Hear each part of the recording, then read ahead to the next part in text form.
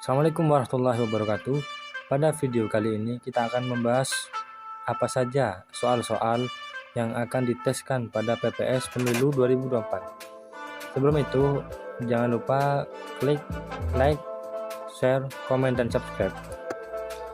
Ini sedikit gambaran untuk kalian yang akan melaksanakan tes. Seperti inilah suasana tes PPS yang telah dilaksanakan di Kabupaten Probolinggo.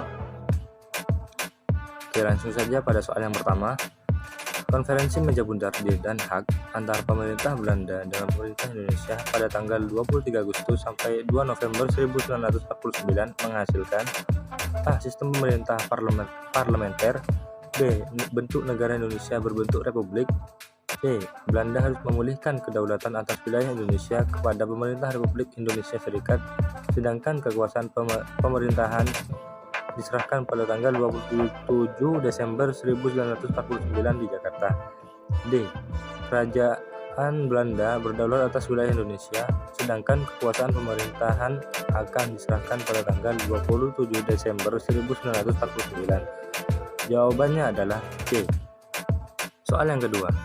Pancasila dapat mempersatukan bangsa Indonesia dan dapat memberikan penuntun dalam mencapai kebahagiaan lahir dan batin dalam masyarakat yang beragam.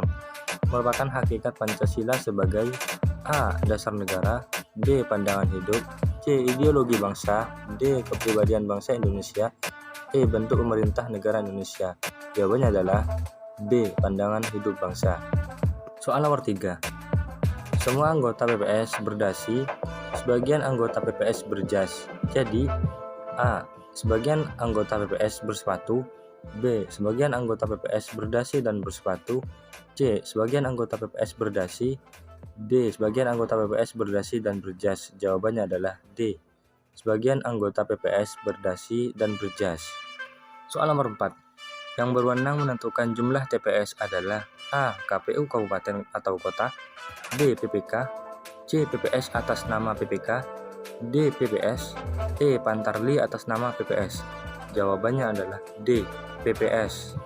Soal nomor 5. Dalam menyelenggarakan pemilu, sebagai penyelenggara pemilu menolak pengaruh siapapun yang mempunyai kepentingan atas keputusan yang diambilnya. Hal ini berpedoman pada A. Prinsip mandiri, B. Prinsip kepastian hukum, C. Prinsip utama, D. Prinsip adil. Jawabannya adalah A. Prinsip mandiri.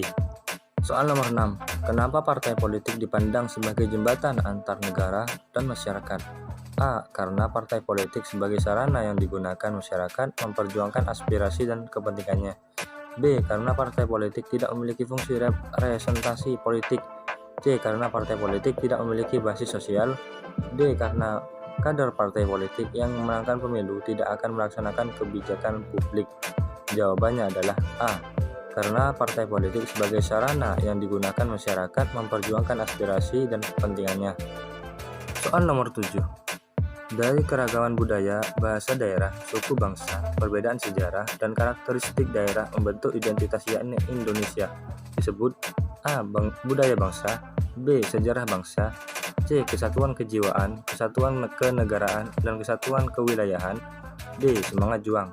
Jawabannya adalah C. Kesatuan kejiwaan, kesatuan kenegaraan, dan kesatuan kewilayahan. Soal nomor 8. Berikut bagian dari wujud pelayanan penyelenggara pemilu kepada pemilih dalam memberikan suaranya, kecuali A.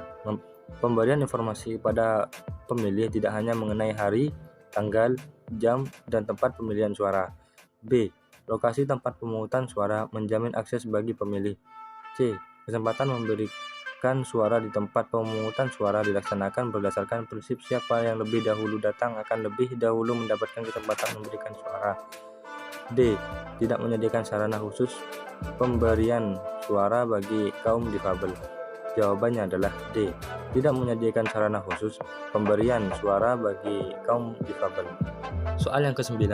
Berdasarkan TAP MPR nomor FIU MPR garing 6/2001, nilai-nilai Pancasila menjadi A. Acuan dasar dalam berpikir, bersikap, dan bertingkah laku dalam kehidupan berbangsa, B. Ajaran bangsa Indonesia, C. Materi pokok khusus dalam Diklat ASN, D. Materi tambahan sebagai penyelenggara pemilu. Jawabannya adalah A. Acuan dasar dalam berpikir, bersikap, dan bertingkah laku dalam kehidupan berbangsa. Soal yang ke-10. Bangsa Indonesia baru memulai sejarah sebagai suatu bangsa yang merdeka dan berdaulat semenjak A. Terbentuknya MPR, DPR, dan DPA. B. Dikumandangkannya proklamasi kemerdekaan. C. Terbentuknya PPKI. D. Ditetapkan hasil pemilu 1955. Jawabannya adalah B. Dikumandangkannya proklamasi kemerdekaan. Sekian video dari saya. Terima kasih atas waktunya. Wassalamualaikum warahmatullahi wabarakatuh.